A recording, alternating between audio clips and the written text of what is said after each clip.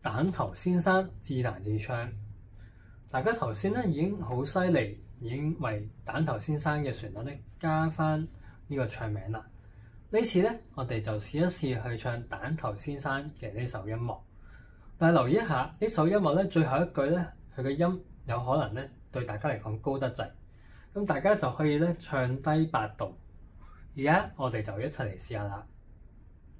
咪嗦發啦嗦啦提哆，咪嗦發啦嗦發咪唻，咪咪嗦發發啦嗦啦提哆，咪咪哆發發咪唻哆提哆。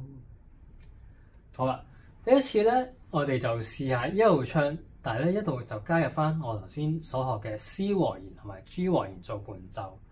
咁我哋跟翻呢個歌詞嘅顏色條咧，即係橙色，我哋就彈 C 和弦；綠色我哋就彈 G 和弦。我哋一齊嚟試一試，準備起。咪嗦發啦嗦啦提哆，咪嗦發啦嗦發咪唻，咪咪嗦發發啦嗦啦提哆，咪咪哆發發咪唻哆提哆。係啦，哇！大家都好犀利，都可以自彈自唱。